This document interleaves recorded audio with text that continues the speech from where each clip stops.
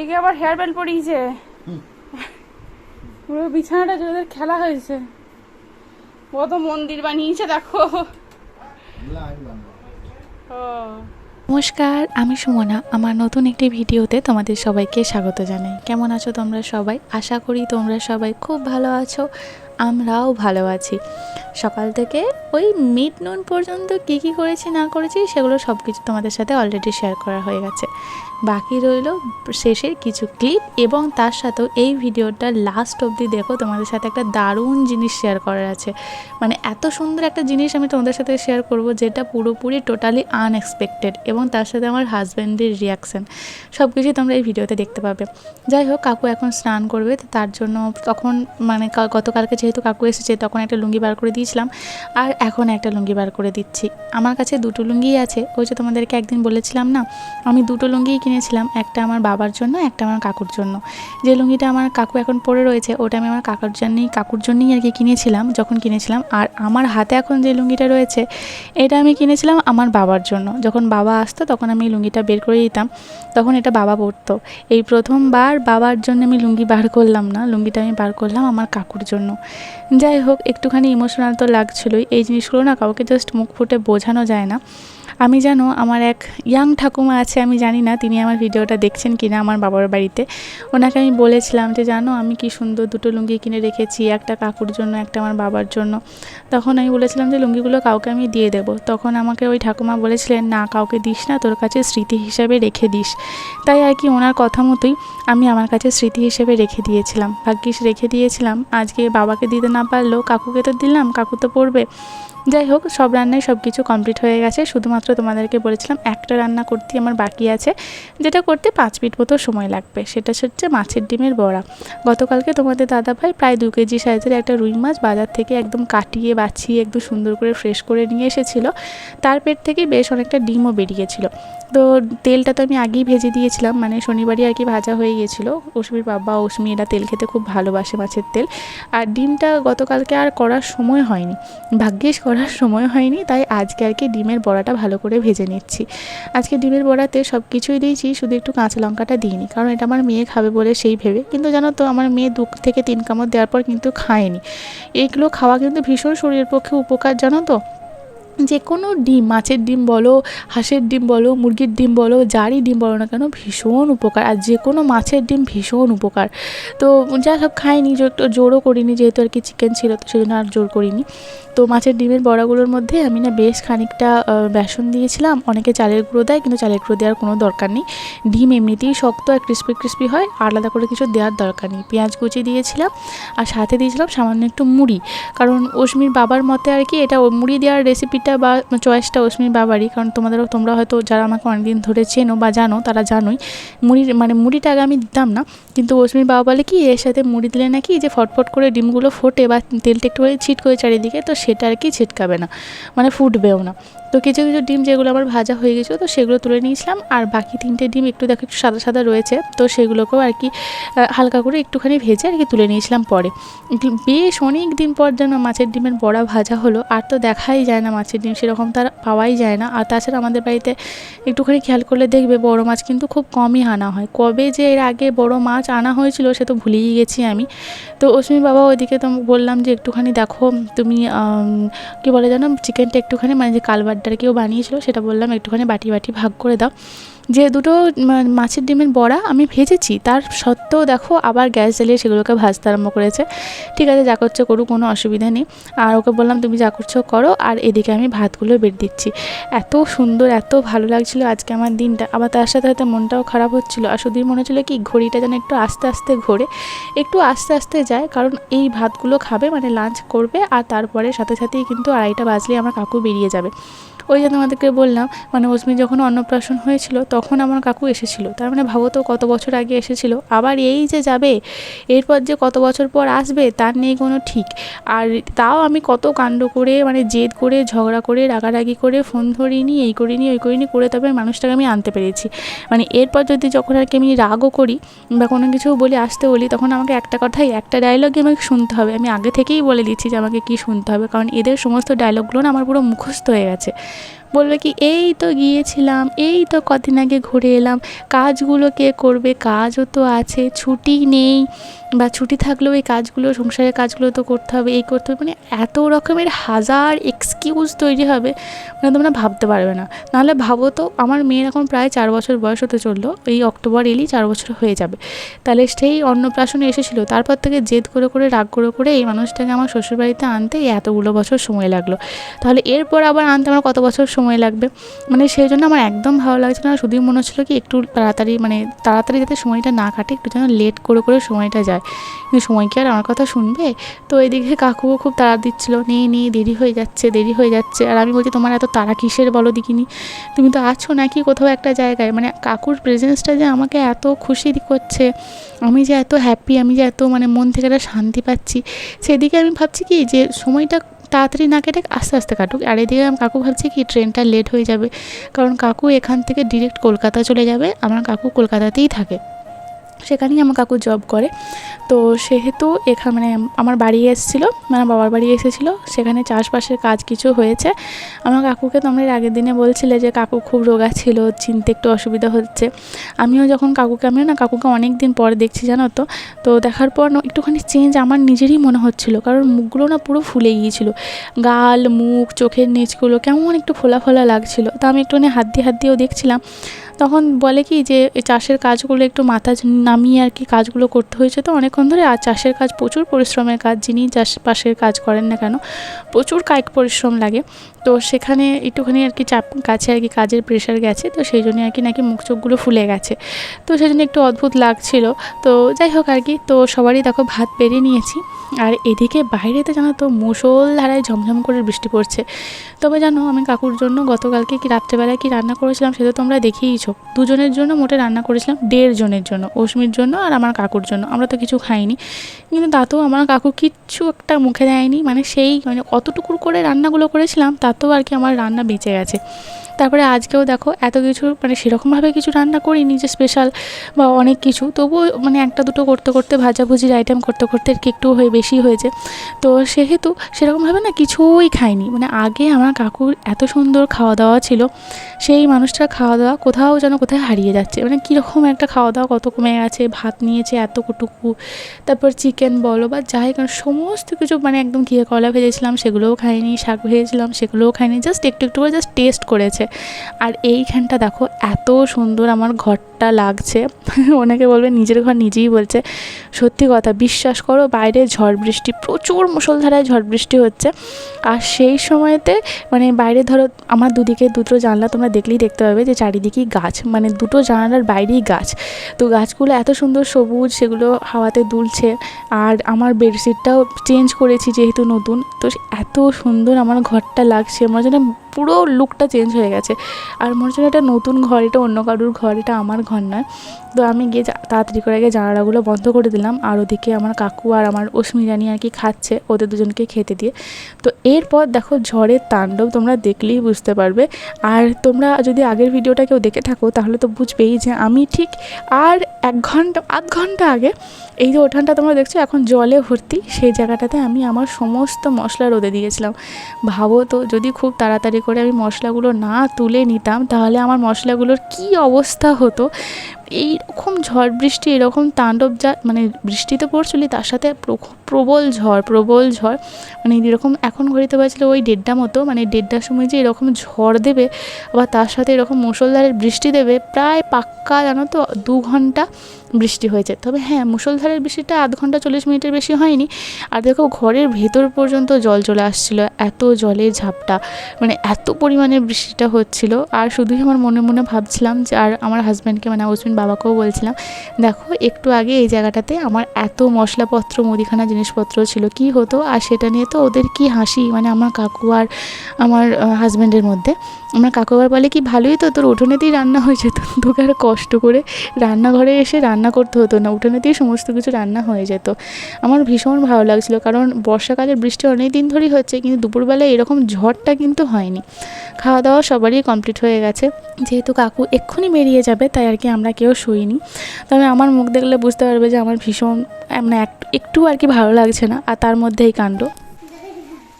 হায় রে আমার কপাল, কি করব রে আমার মহারানীর এরকম রিয়াকশানের মানে রিজন হচ্ছে, সেটা হচ্ছে আমার মহারানীকে ওর ছোটদা মানে আমার কাকু ওকে টাকা দিয়েছে, আর সেটাও হাতে নেবে না, আর সেটা আর কি দেখাতে এসেছে।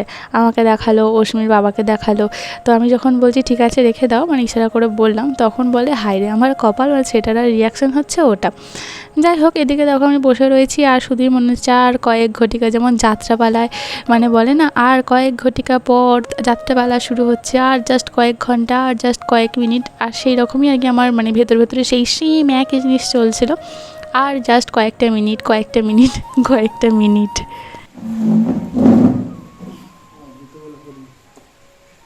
হ্যাঁ, পরে এখন রেডি হয়ে বসে থাকো।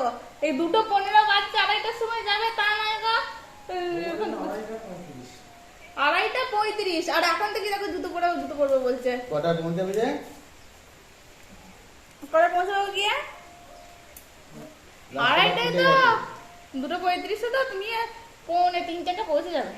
15 মিনিট আবার যেতে পারে নাকি? কতক্ষণ লাগবে যেতে? এই রাস্তাটা ভালো থাকলে ঠিকই বলেছিস, 15 মিনিটে যেত। আমার স্কুটিতে যেতে 10 মিনিট সময় লাগে। স্কুটি আর টোটো যেতে পারবে নাকি? কালকে তো আসার সময় দেখলাম টোটো তো আগাতেই পারছে না। তাহলে 20 মিনিট লাগবে। আধ ঘন্টা লাগবে। টোটো আগাতেই পারছে না এখানটা। এইখানেই টাইমটা খেয়ে দেবে তো। বয় ঢুকে গেলে তো ওইখান থেকে রাস্তাটা ভালো।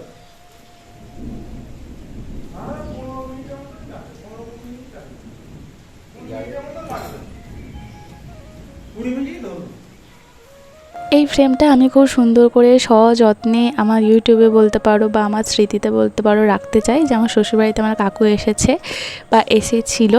এই ফ্রেমটা আবার যে কতদিন পর আমি পাবো তার কোনো ঠিক ঠিকানা নেই। তো যাই হোক, চলো এদিকে এখনও 15 মিনিট বাকি আছে। এখনও বলে কিনা যে জুতোগুলো পরে রেডি হয়ে যায়, মানে 15 মিনিট ধরে, 15 মিনিট আগে থেকে উনি আর কি জুতো পরে রেডি হয়ে যাবেন। কি আর বলি বলো। যাই হোক, আমরা এখন বসে বসে একটু করে গল্প করছিলাম, আর তা করতে করতেই দেখি মানে টোটো এসে হর্ন দিচ্ছে। আর যখনই মানে বিশ্বাস করো, মানে তোমাদের কীভাবে বললে তোমরা বিশ্বাস করবে আমি জানি না, যখন টোটোর হর্নটা আমি প্রথম শুনতে পাই না, আমার বুকের ভেতরে জাস্ট ঢিপ করে ওঠে যে এই মা টোটো চলে এলো, এরপরে কাকু চলে যাবে। আর এখন দেখো বৃষ্টি পড়ছে, কিন্তু হালকা হালকা ঝিরঝির করে বৃষ্টি পড়ছে। তো আমি সেহেতু আর বাইরে তার কি নামিনি, তো এখান থেকে আর কি টাটা বাই বাই করলাম। আর অশ্মির বাবা একটুখানি এগিয়ে আর কি টোটোয় তুলতে গেল, এই সামনে দিয়ে আর কি, সামনের রাস্তাটাতেই। আর আমি এখানটাতে দাঁড়িয়েছিলাম, অশ্মি ঘরের ভেতরেতে খেলছিল। একদম ভালো লাগছে না, একদম। মানে এরপর থেকে আমি আর কোনো ক্লিপ নিইনি। এরপর আমি অশ্মিকে ডান্স ক্লাসে নিয়ে গেছিলাম।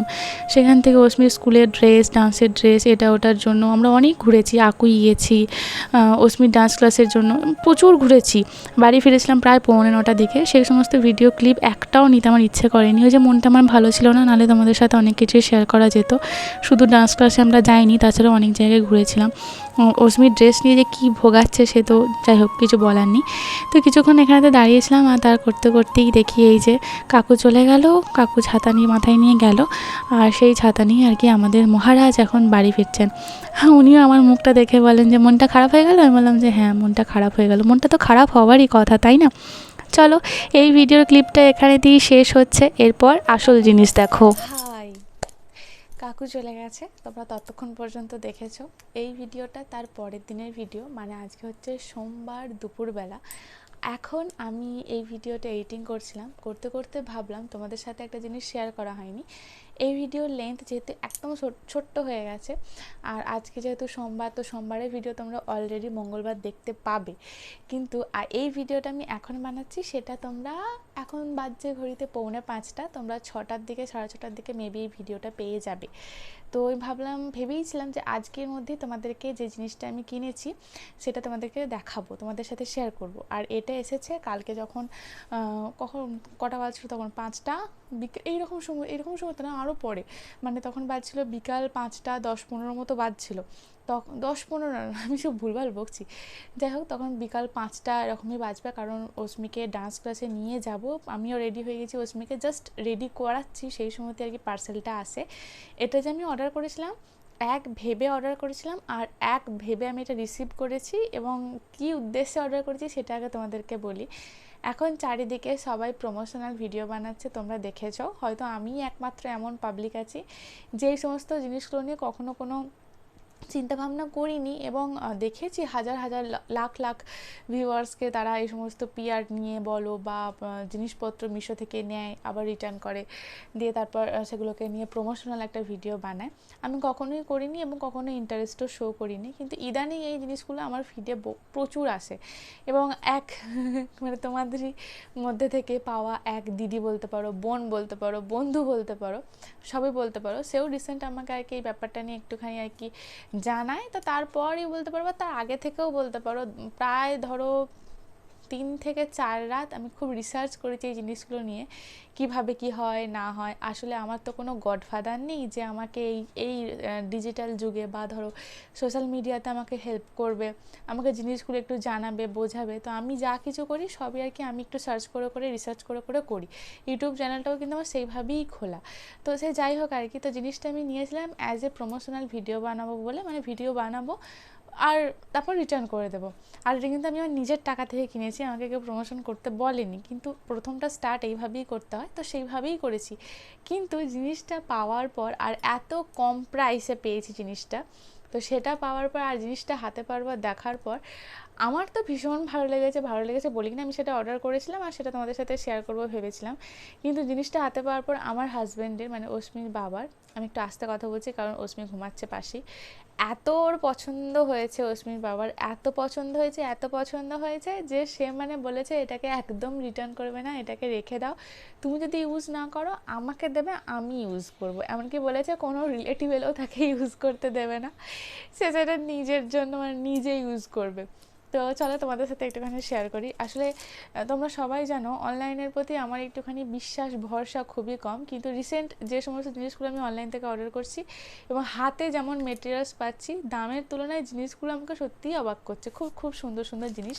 তার মধ্যে এই যে মিশো, আমাদের মিশো, তো মিশো থেকে এই এত বড় একটা প্যাকেট অর্ডার করেছি।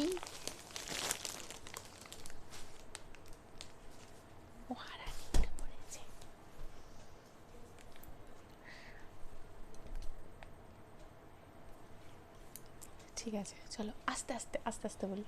তো মিশো থেকে আমি এই এত বড় একটা পার্সেল, আমি আর খড়খড় করছে তুলছি না যেহেতু ঘুমাচ্ছে, তো এত বড় একটা জিনিস অর্ডার করেছি। দেখো এটা কিন্তু প্রমোশন করতে দেয়নি, আমি জাস্ট একটা জেনুইন তোমাদের সাথে রিভিউ শেয়ার করছি, আমি কি পারপাসে অর্ডার করেছিলাম আর কী পারপাসে তোমাদের সাথে শো করছি। খড়খড় খড়খড় করছে।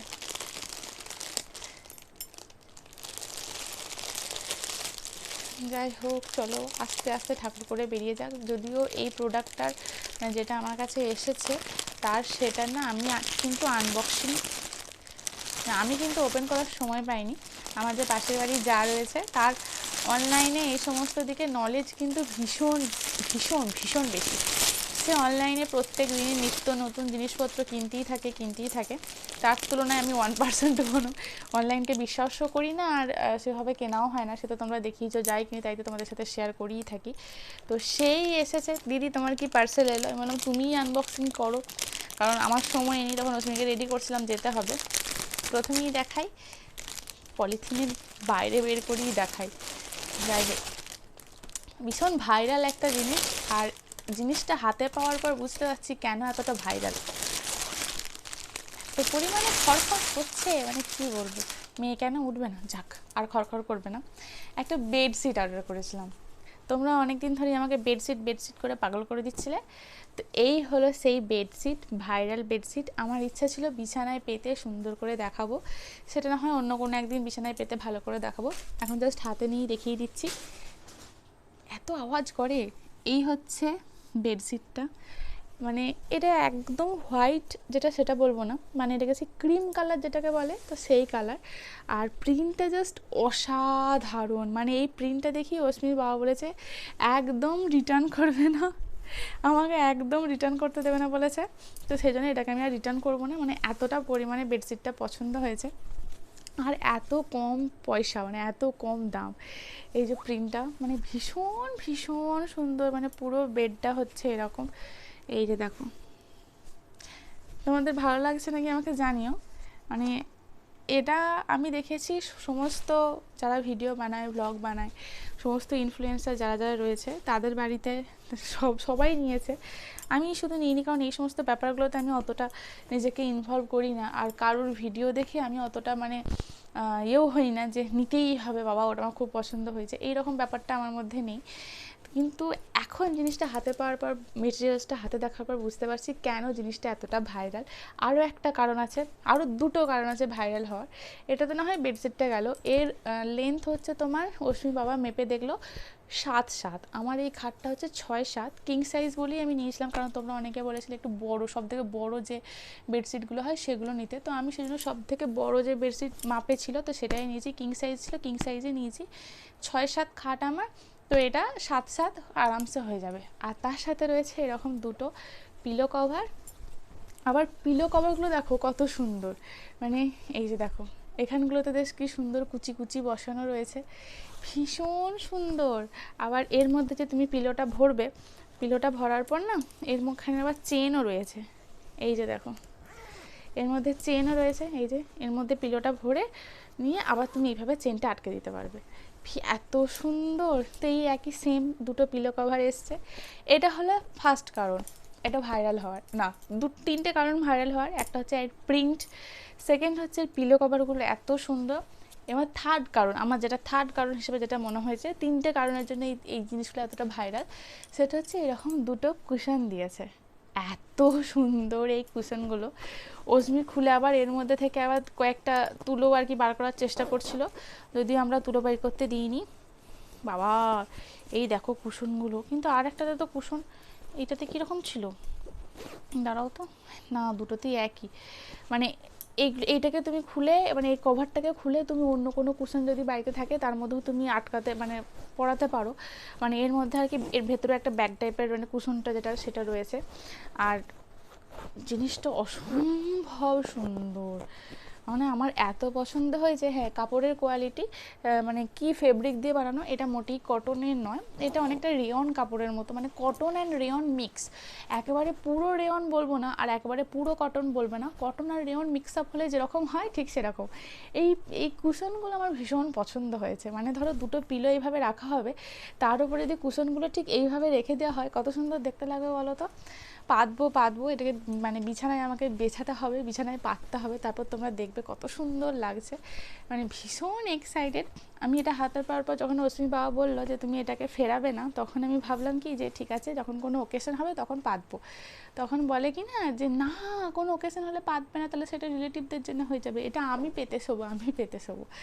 তো যাই হোক, ভীষণ পছন্দ হয়েছে। এবার তোমরা জানিও তোমাদের কেমন লেগেছে। আর যখন আমি বিছানাতে পাতবো, যেহেতু এটা রিটার্ন যাবে না, এতটাই ভালো লেগেছে, যখন পাতবো তখন তো তোমরা দেখতেই পাবে। এখন এই আমার হাত থেকেই দেখে নাও কেমন লাগলো, অবশ্যই আমাকে কমেন্টের মাধ্যমে লিখে জানিও। এই যে ফুল সেট, ওপরেতে রয়েছে পিলো কভার, মাঝখানেতে দুটো কুশন, আর এটা হচ্ছে বেডশিট, খুব সুন্দর। চলো আজকের ভিডিওটা এখানেতেই শেষ করছি। যদি এই ভিডিওটার মধ্যে তোমাদের এতটুকু কিছু ভালো লেগে থাকে, তাহলে প্লিজ ছেড়ে যাবার আগে কি করতে হবে, আমার চ্যানেলটা সাবস্ক্রাইব করতে হবে। আজ তবে আসি, দেখা হবে তোমাদের সাথে খুব তাড়াতাড়ি। ততক্ষণ তোমরা খুব ভালো থেকো, সুস্থ থেকো, অ্যান্ড অলওয়েজ কিপ স্মাইলিং। আর স্মাইলিংয়ের থেকে বড় জিনিস কিছু হতেই পারে না। Tata, bye bye.